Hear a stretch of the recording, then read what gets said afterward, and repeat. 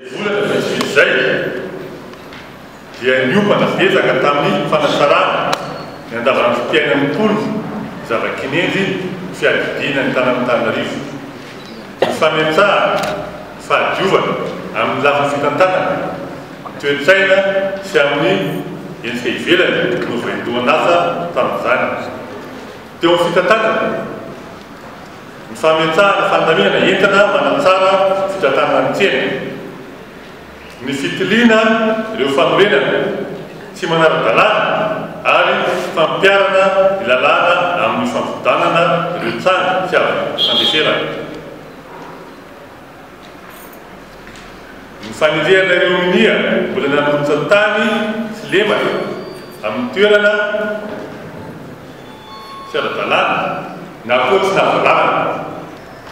Tao anatin'izany ny fampidirana ny camion, forera, fandoavana sady ireo vetsatso. Teo amin'ny toe-tsaina, fitsanganan'ny fikambanan'ny mpiasa sy ny syndika tao anatin'ny ireny resaka sarotamampon-tany Antananarivo ireny. Fikaonan-doha teo amin'ny fiadidian'ny tanan'Antananarivo sy ny fikambanana izay nisy tato Antananarivo, ny syndika nisy tato Antananarivo, idirevana hoe inona rinjan-damo hoentina andemenana izany. Teo amin'ny fahadiovana amin'ny endrika hitamasy fanadiovana tanàna atao manatiny. Opération varotra toka sy ara-dalàna. Asa mitaka tamin'ny fandraisan'ny andraikitsy ny fokontany. Mpiara-monatoka tamin'ny hetsika Antananarivo Diomarta isaky ny boriboritany tamin'ny volana jiona. Sandrina tamin'ny asa natao. Fanamboaran-dalana, pavé, lalankely ary fanampiarana ny lavaka izay tsatsa rehetra teo lalana teo Antananarivo. Fandraisana anjara tamin'ireo lanonam-panjakana ary ny fanampadiany zaza sy amin'ny taona. Fampiratiana ny jisme ny teknôlôjia de l'information et de la communication. Teo amin'ny fanomanana fetim-pirenena enina amby roapolo jona.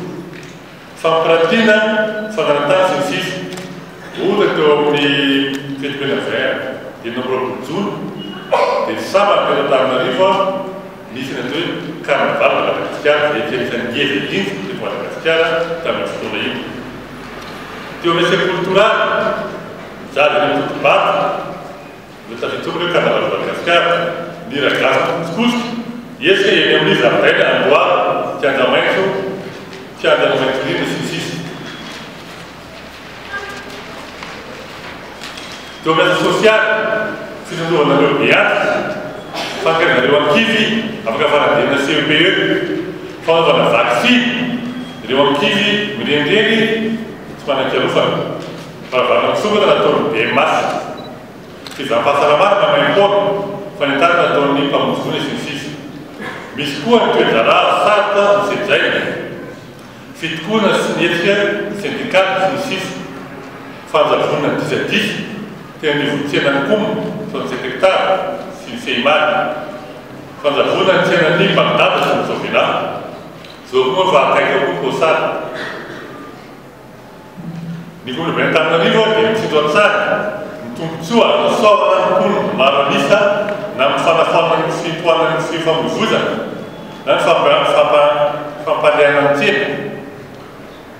Ny gouvernement Antananarivo koa dia miara-miasa amin'ny fanjakana fobe sy misy karazana amin'ny fametsahana fomba fiasa RRI, fiatsahana fogatsoa na ny fotoana fohy, fanatsana ihany koa ny andavanandro fiainan'ny mpiara-belona, fanomezan-dalana amin'ny ministera no singa isan'ny atongavana amin'izany.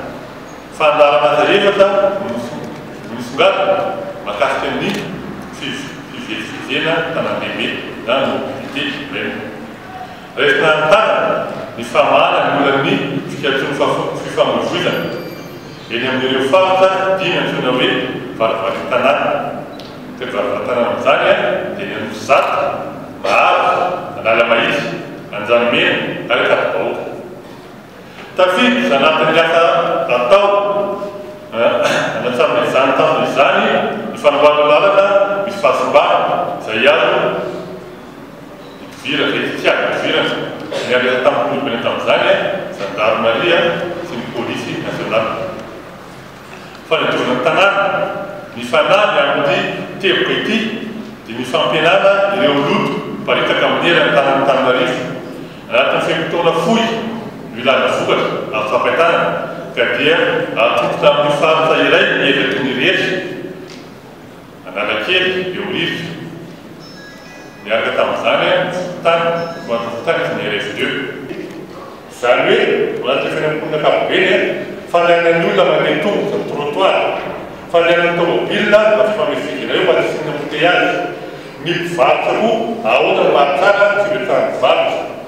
Ka ny mosara dia tetikasa entina hijerena amin'ny ankapobeny ny firindrany eo fotoana mosara io zany hoe ahoana ny atsara ny mpivarotra, ahoana ny atsara ny fandehanana tongotra, ahoana ny atsara ny fandehanan'ny tômôbilina eo toerana io.